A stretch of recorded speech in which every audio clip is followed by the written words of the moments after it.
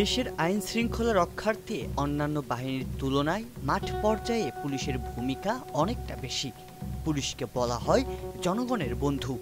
সাধারণ মানুষ যেন আইনগত হয়রানির শিকার না হয় এবং যথাযথ নিরাপদে থাকতে পারে, তার জন্য পুলিশের ভূমিকা অগ্রগামী। তবে সাম্প্রতিক সময়ে পুলিশ সম্পর্কে জনসাধারণের মধ্যে তৈরি হয়েছে বিরূপ ধারণা। কোটা সংস্কার আন্দোলনের সময় পুলিশ যে ভূমিকা পালন করেছে তাতে এই বাহিনীকে সরকারি বাহিনী বলেও আখ্যা দিয়েছেন অনেকে। ব্যাপক ধরপাকড়, হামলা মামলা, যখন তখন যে কাউকে তুলে নেয়ার অভিযোগ সহ পুলিশের বিরুদ্ধে মানুষের অভিযোগ আকাশ সমান। তবে প্রশ্ন আসতেই পারে, পুলিশ কেন জনগণের বন্ধু না হয়ে শত্রুতে পরিণত হলো? কেনই বা পুলিশ সাধারণ মানুষের কাছে আস্থার জায়গা হারিয়েছে? গেল 15 বছরে পুলিশে নতুন পদের সৃষ্টি হয় ৮৩,০৭০টি। তবে এই পদের বিপরীতে শুধু কনস্টেবল, এসআই ও পুলিশ সার্জেন্ট পদে নিয়োগ দেওয়া হয় ১,১৯,৯১৯ জনকে, যা দেশের মোট পুলিশ সদস্যের প্রায় অর্ধেক। আর এই নিয়োগের বড় অংশই ছিল রাজনৈতিক উদ্দেশ্য। সদ্য ক্ষমতাচ্যুত আওয়ামী লীগ সরকারের ১.৫ দশকের শাসন আমলে তাদের ব্যবহার করা হয়েছে মূলত ক্ষমতা টিকিয়ে রাখার হাতিয়ার হিসেবে। সম্প্রতি দেশীয় গণমাধ্যম বণিক বার্তায় প্রকাশিত একটি প্রতিবেদনে উঠে এসেছে এমনই চাঞ্চল্যকর তথ্য। মাঠ পর্যায়ে কাজ করার কারণে পুলিশ বাহিনীকে সম্পূর্ণ রাজনৈতিক প্রয়োজনে ব্যবহারের উদ্দেশ্যেই দেয়া হয় এত বড় নিয়োগ। আর রাজনীতি কেন্দ্রিক নিয়োগে জনসাধারণের সাথে পুলিশের মাঝে তৈরি হয়েছে বৈরিতা। এ বিষয়ে ট্রান্সপারেন্সি ইন্টারন্যাশনাল বাংলাদেশের নির্বাহী পরিচালক ডক্টর ইফতেখারুজ্জামান বলেছেন, দেশের ক্ষমতাসীনদের একটি বড় সমস্যা, তারা ক্ষমতা ছাড়তে চান না। ক্ষমতাকে চিরস্থায়ী করতে ও বিপুল পরিমাণ অর্থ লোপাট করতে গিয়ে পুলিশ সহ রাষ্ট্রের প্রতিটি প্রতিষ্ঠানকে করা হয়েছে দলীয়করণ। আর এত কিছুর পেছনে কারণ হিসেবে তিনি বলেছেন, এত বড় নিয়োগের উদ্দেশ্য ছিল রাজনৈতিক এবং ক্ষমতা টিকিয়ে রাখার হাতিয়ার তৈরি করা, যার কারণেই জনগণের আস্থা হারিয়েছে পুলিশ। 2023-এর নভেম্বরে জননিরাপত্তা বিভাগ থেকে গত ১.৫ দশকে পুলিশ বাহিনীর পরিবর্তন নিয়ে প্রকাশিত পরিসংখ্যানে দেখা গেছে, দেশে পুলিশের সদস্য সংখ্যা প্রায় ২,১৩,০০০।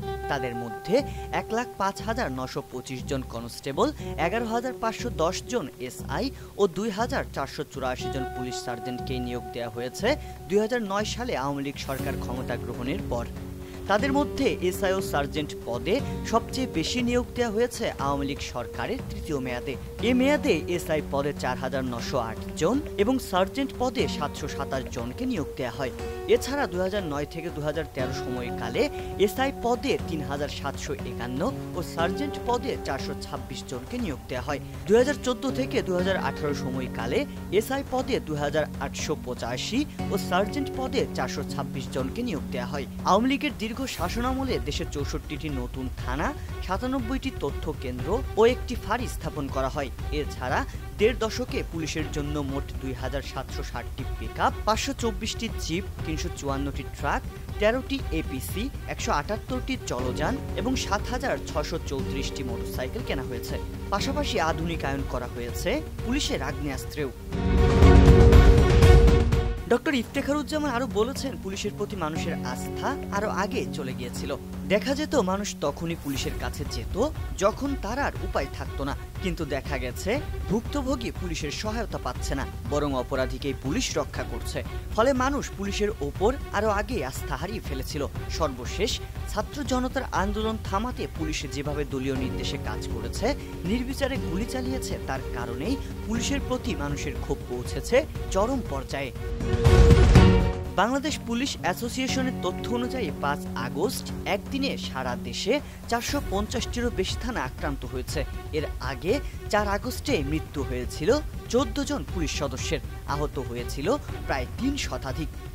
দেশজুড়ে পুলিশের ওপর হামলার জেরে ৬ আগস্ট থেকে কর্মবিরতির ঘোষণা দেন পুলিশ সদস্যরা। নিজেদের কাছে ক্ষমতা ধরে রাখতে ব্যক্তিগত বাহিনী হিসেবে পুলিশকেই বড় ঢাল হিসেবে ব্যবহার করা হয়। পুলিশের কর্মকাণ্ডের বিষয়ে নতুন অন্তর্বর্তী সরকারের স্বরাষ্ট্র মন্ত্রণালয়ের উপদেষ্টা অবসরপ্রাপ্ত brigadier general M Sakhawat Hossain বলেন, পুলিশ যা করেছে তা নিঃসন্দেহে অমার্জনীয়। সেটার জন্য যারা সবচেয়ে দায়ী তাদের বিরুদ্ধে অবশ্যই পদক্ষেপ নেওয়া হবে। তবে অনুসন্ধানের আগে জনগণ যদি পুলিশকে মেরে ফেলে সেটা কোনোভাবেই কাম্য নয়। ১.৫ দশকে এত পুলিশ অবশ্যই রাজনৈতিক কারণেই নিয়োগ দেওয়া হয়েছে। তিনি বলেন, পুলিশকে কিভাবে রাজনীতিমুক্তভাবে পরিচালিত করা যায়, নিয়োগ প্রক্রিয়াকে কিভাবে আরো স্বচ্ছ করা যায়, যেসব পুলিশ মারা গেছে তাদের ক্ষতিপূরণ কিভাবে দেয়া যায়, এসব বিষয় নিয়ে মন্ত্রণালয়ে আলাপ আলোচনা হবে।